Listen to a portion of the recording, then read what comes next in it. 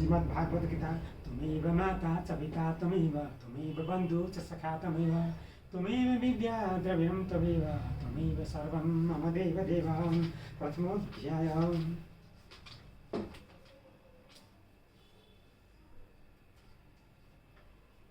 येषु च सर्वेषु यथा भागमहसितः विस्मयविरसन्तु भवन्तः सर्वे वै।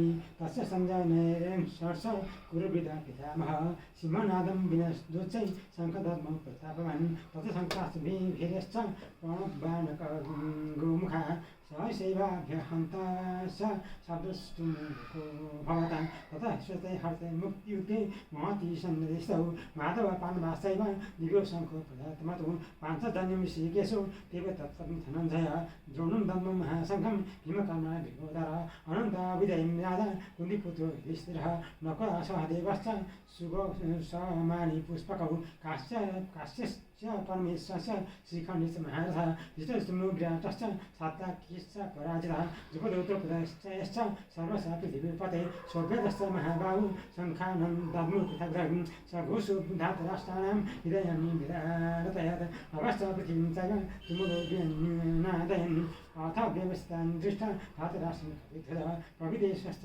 सम्पाति हेमरुद्धां पाण्डवः ऋषिकेशं सुरा तदा वाक्य निदमः महीपते अर्जुनमातरं सेनयोरुभयोर्मध्ये कथं स्थापयामिच्युतः यावदेतान् निरीक्षेऽहं यद्दुःखानावस्थितं कर्मया स युद्धामिभ्यो मस्मिरन् समुद्धते यश्च मानानवेक्षेऽहं यत्तेऽत्र समागतः धातराष्ट्रस्य दुर्बुद्धे युद्धे प्रियचिकीर्षवः।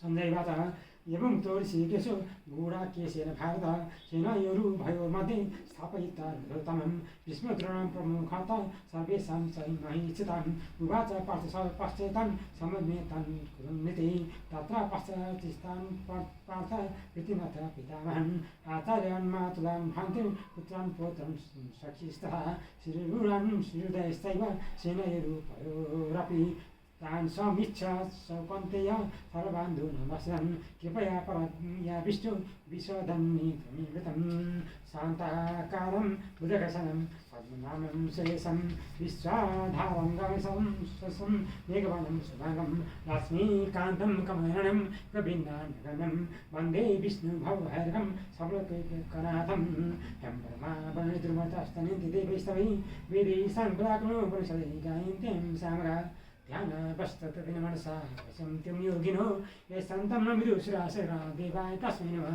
श्रीमद्तन्दनचर्चतल्भो शुक्लाम्बरामन्दिता मालालङ्कृतकुण्डलाभलसंयुक्तावलीशोभिता सर्वज्ञानं पुस्तकधरा हृदयसमालाधरा वाग्देवी वदनं बुधे वसति नारायणं नमस्कृतं नरं च विनोतकं देवीं सरस्वती व्यासं ततो जयमुदिरये त्वं परमात्मने नमः।